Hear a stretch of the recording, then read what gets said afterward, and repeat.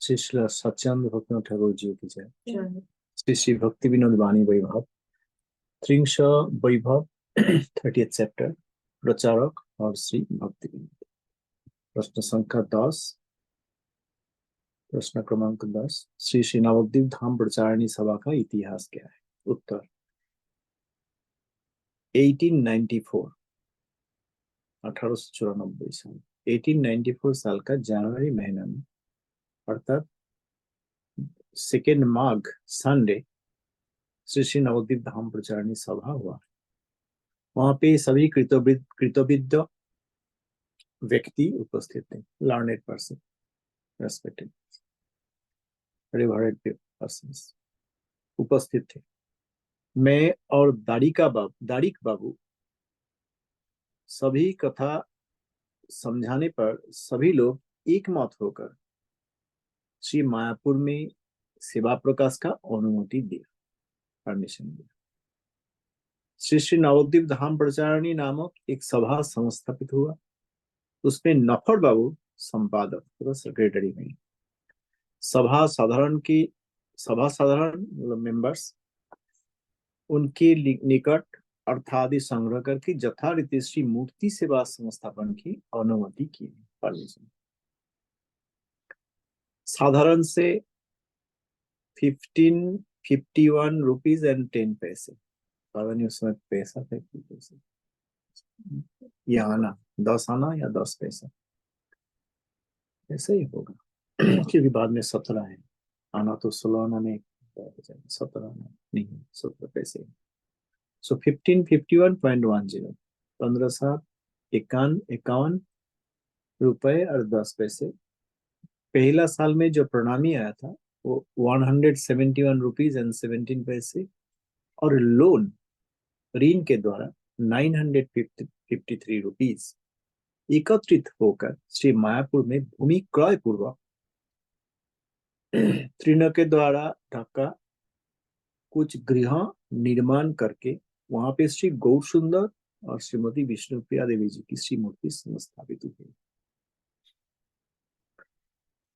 8 चैत्र मतलब माघ फाल्गुन चैत्र, लगभग 2 मंथ, आफ्टर अबाउट 2 मंथ्स 8 चैत्र महामहोत्सव के सहित श्री मूर्ति प्रतिष्ठित हुए। विद इन 2 मंथ्स श्री विग्रह प्रतिष्ठित। असंख्य धर्मप्राण व्यक्ति आए थे। मनोहर शाही कीर्तनांग का यात्रा और नाम संकीर्तन विशेष आनंद के सहित हुआ है। ठाकुर महाशय जी का आत्मचरित से ये उत्तर दिया। That concludes the 30th chapter. Now we begin 31st chapter. Began science और श्री भक्ति विनोद।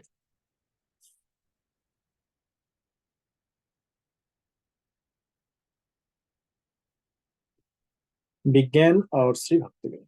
प्रश्न क्रमांक 1। उत्ताप का मूल कारण क्या है? उत्तर गंधक तथा सल्फर, लोह तथा आयरन। गंधक, लोह इत्यादि लोहादि धातु, इसका संयोग के द्वारा पर्वत टूट जाते हैं, पृथ्वी कंपित होते हैं। बंदूक, गन को क्या कहते हैं? गन से अस्त्र निर्गत होकर बड़ी बड़ी घटनाएं घट जाता है। ये सब कार्य में चेतन का प्रेरणा कहाँ है? पर्वत, पृथ्वी, अस्त्र के द्वारा जो कुछ होता है। गंधक, लोह, इसके द्वारा पर्वत भग्न होते, पृथ्वी कंपित होते हैं, अर्थक्वेक होता है। और बंदूक की नल से जो क्या कहेंगे गोलियां आदि निकालते हैं, उससे बहुत सारे कुछ हो जाते हैं। लेकिन चेतन का प्रेरणा कहाँ?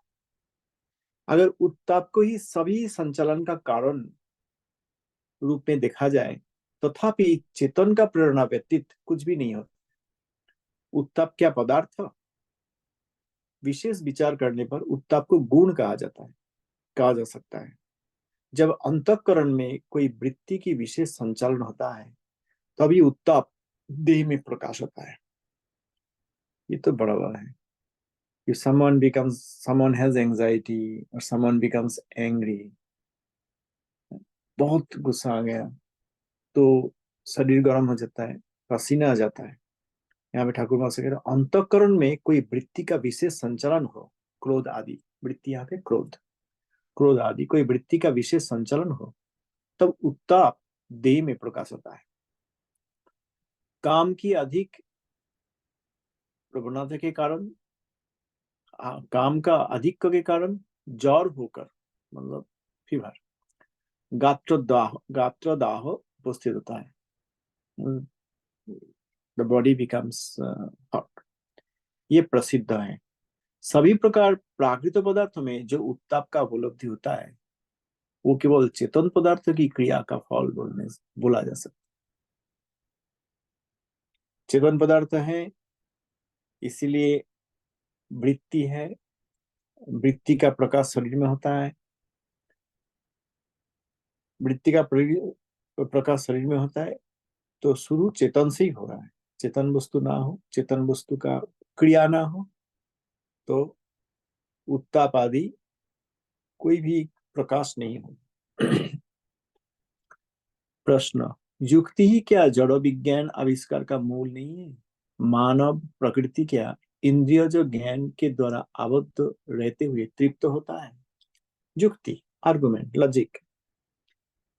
लॉजिक जड़ विज्ञान आविष्कार, discovery of the material science by the with the help of the arguments. Jada Vigyan, the science, the materialism have been discovered. ऐसा नहीं है, isn't it that? Isn't the material science established by the logic, by the arguments? मानव प्रकृति क्या इंद्रिय जो ज्ञान में आबद्ध रहते हुए तृप्त होता है? दो प्रश्न है। मानव प्रकृति,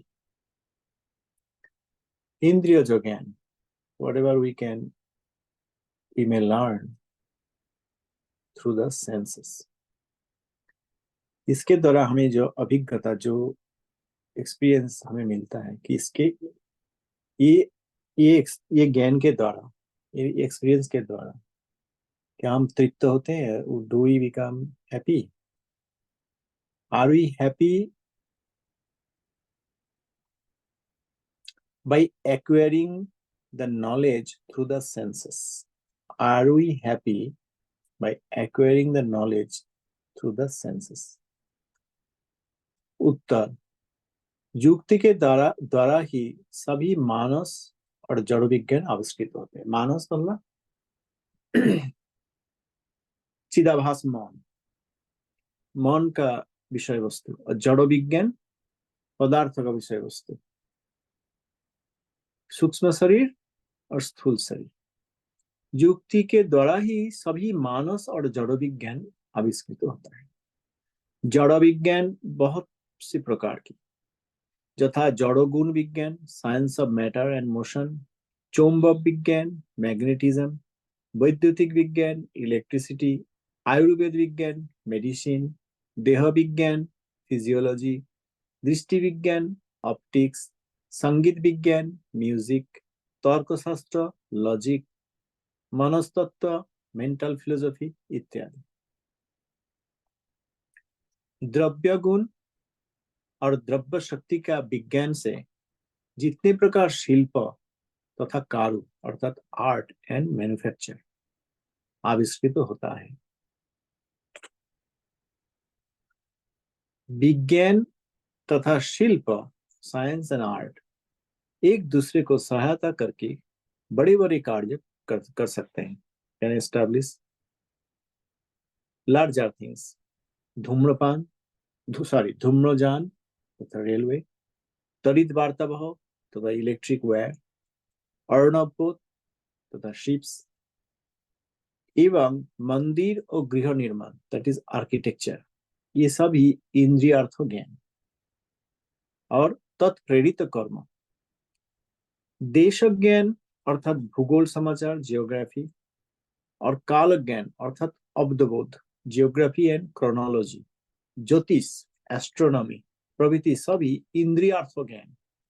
These are all perceived, these are all the knowledge that is established through the experience of what we perceive through our senses. इंद्रियार्थ ज्ञान, इंद्रियों के द्वारा हम जो परसीव करते हैं उसी अभिज्ञता को, उसी एक्सपीरियंस के ऊपर डिपेंड करके जो नॉलेज मिलता है। पशु वृत्तांत ज्ञान जूलॉजी, और पार्थिव ज्ञान मिनरोलॉजी, तथा अस्त्र चिकित्सा सर्जरी, ये सभी इंद्रियार्थ ज्ञान। जो लोग इसी ज्ञान में आबद्ध रहना चाहते हैं उन्होंने इसी प्रकार ज्ञान को साक्षात ज्ञान तथा पॉजिटिव नॉलेज कहते हैं। मानव प्रकृति केवल इंद्रियज साक्षात ज्ञान में आबद्ध रहना नहीं चाहता है, इसीलिए उच्च उच्च ज्ञान, the knowledge of the higher platform, इसका अधिकार लाभ करते हैं।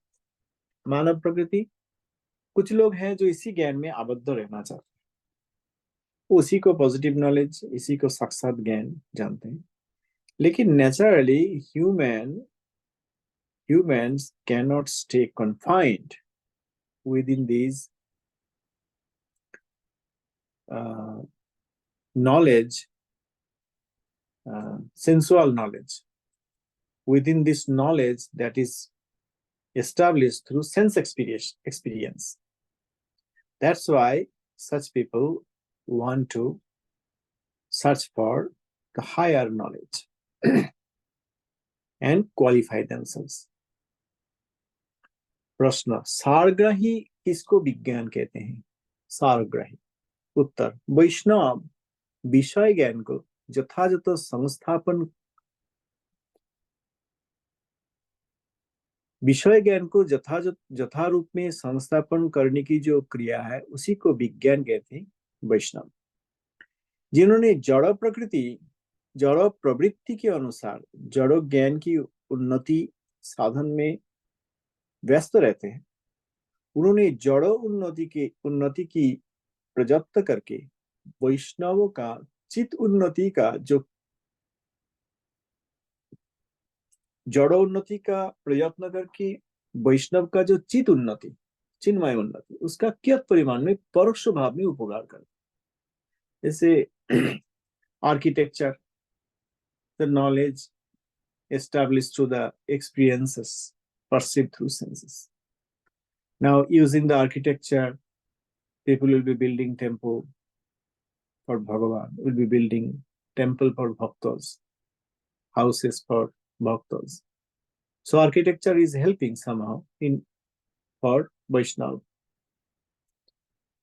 and his service for Bhagavan. तो वैष्णव जो चित्त उन्नति करते हैं, पारमार्थिक प्रगति के पथ में चलते हैं, उसमें थोड़ा सा परिमाण में जड़ विज्ञान सहायता करते हैं, इनडायरेक्टली, परोक्ष रूप में। मेडिसिन, कोई साधक का तबीयत ठीक नहीं है तो मेडिसिन हेल्प कर सकता है, लाइक दैट। प्रश्न क्रमांक 4, कौन धर्म में चित्त विज्ञान की पूर्ण अनुशीलन होता है? उत्तर, आधुनिक धर्म जितने सारे हैं इसमें भक्ति का विज्ञान दिखा नहीं जाता है, मतलब विज्ञान मिलता नहीं है। आधुनिक धर्म, इसमें भक्ति की विज्ञान मिलता ही नहीं। आर्य बुद्धि से जो सनातन धर्म का उदय हुआ है उसमें वैष्णव तत्व ही सर्वोत्कृष्ट, सर्वश्रेष्ठ। अतएव वैष्णव धर्म में ही केवल भक्ति विज्ञान का संभावना। श्रील जीव गोसाई पाद जी का संदर्भ में और श्रील रूप गोसाई पाद जी का भक्ति रसामृत सिंधु ग्रंथ में भक्ति विज्ञान विशेष रूप में विवेचित तथा विचारित हुआ है।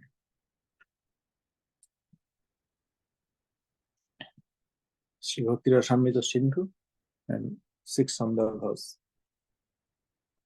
श्री रूप गोसाई पाद, श्री जीव गोसाई पाद। प्रश्न संख्या 5, विज्ञान कौन वस्तु का सेवा में नियुक्त होने पर जगत का सर्वश्रेष्ठ उपकार होता है? उत्तर, शिल्प विद्या और विज्ञान विद्या को उन्नत करके, डेवलप करके तत्वविदों का सेवा करना ही शिल्पी तथा वैज्ञानिक का कर्तव्य। What should the artist do? कला विद्या की प्रगति डेवलप करके तत्वविद वैष्णव का सेवा करेंगे।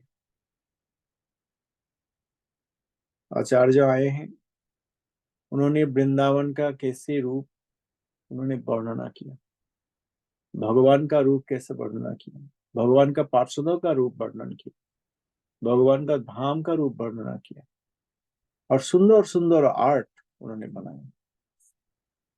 जैसे कृष्ण बलराम सखाओं के साथ गोचारण में जा रहे हैं, गोवत्स के साथ, वो चित्र हम देखते हैं तो समझ में आता है कि वृंदावन कैसे है। कौन आर्ट किया? कोई एक आर्टिस्ट ने किया। कैसे किया?